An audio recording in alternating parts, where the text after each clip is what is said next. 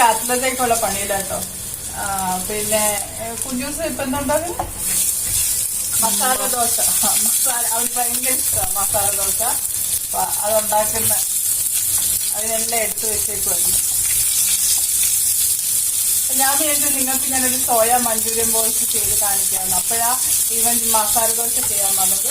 അന്നേരം പിന്നെ ഇതിലോട്ടായി ഇത് ചെയ്ത് ഇനി മാറ്റിയിട്ട് അത് ചെയ്യാൻ പറ്റത്തുള്ളൂ. അവിടെ അച്ചു പാട്ട് പാടി തകർത്തുവാണ്.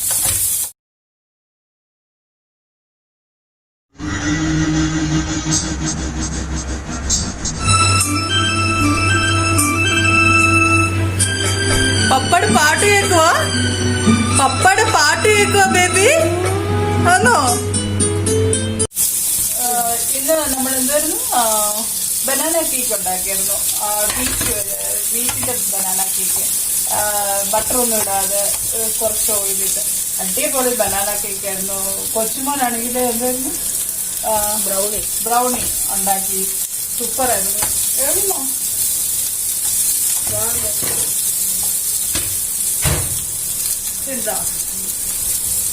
ഇത് ബനാന കേക്കാണ്. എന്താ ഇതിന്റെ റെസിപ്പി വേണമെങ്കിൽ പറയട്ടോ, ഞാൻ അത് ഉണ്ടാക്കി കാണിക്കാം. നല്ല സൂപ്പർ ബനാന കേക്കാണ്.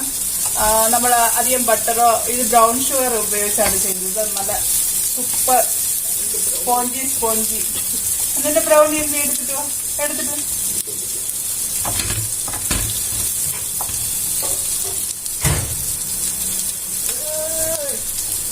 കൊച്ചുമോൻ ഉണ്ടാക്കിയ ബ്രൗണി കാണിക്കാൻ പറയുന്നു.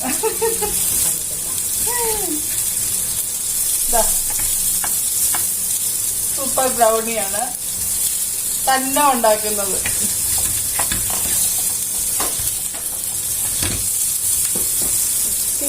എന്തിട്ട് ഉപ്പിട്ടോ?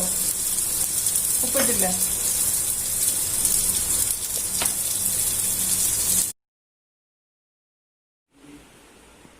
ദോശ കിട്ടോ?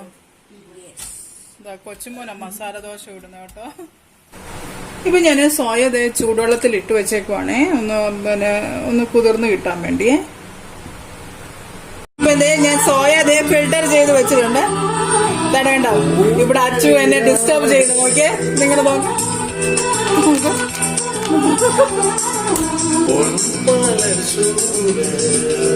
കണ്ടോ, ഞാൻ വീഡിയോ എടുക്കാതിരിക്കാൻ എന്തെല്ലാം നോക്കുന്നതെന്ന് നോക്കി.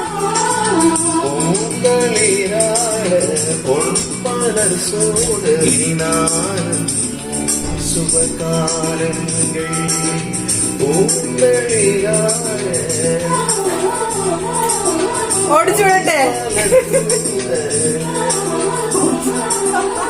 നമ്മള് ഞാൻ സോയാ ബോൾസിനുള്ളതെല്ലാം എടുത്ത് വെച്ച് ഇപ്പൊ സോയ ഞാൻ ഫിൽട്ടർ ചെയ്ത് വെച്ചിട്ടുണ്ട്. നമുക്ക് ബാക്കി പ്രൊസീജിയർ നോക്കാം.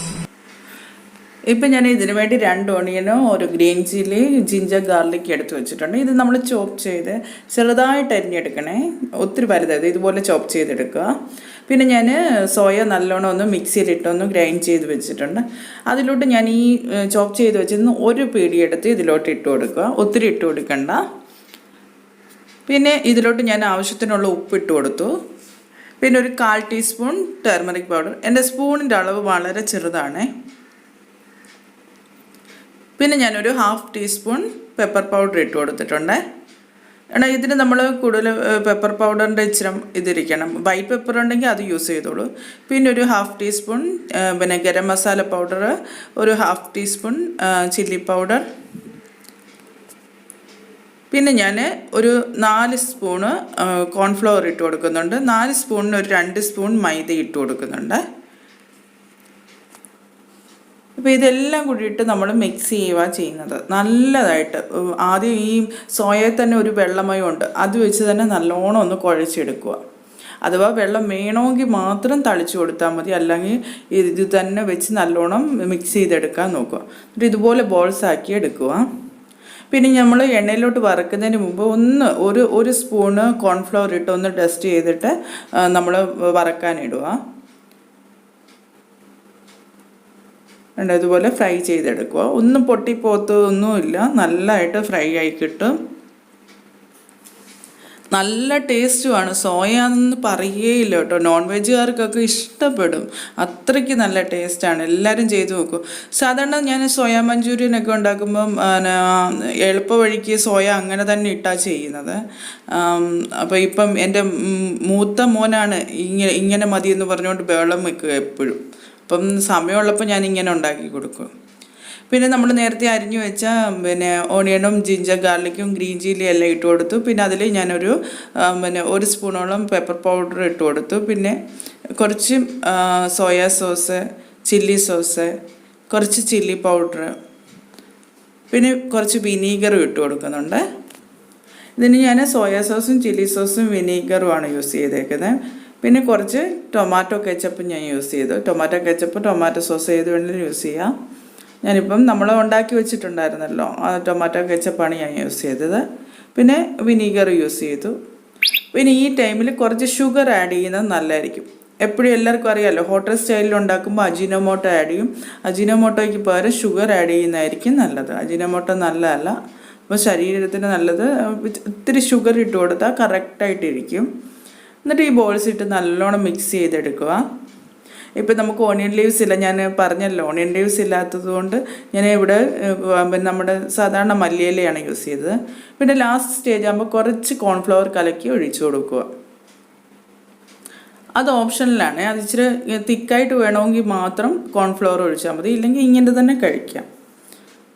ഇപ്പം നോക്കിയാൽ അടിപൊളിയാണ്. ഇത് ഒരു നല്ലൊരു ഡ്രൈ ആയിട്ട് കഴിക്കാനും വെറ്റായിട്ട് കഴിക്കാനും എല്ലാം നല്ലതാണ്.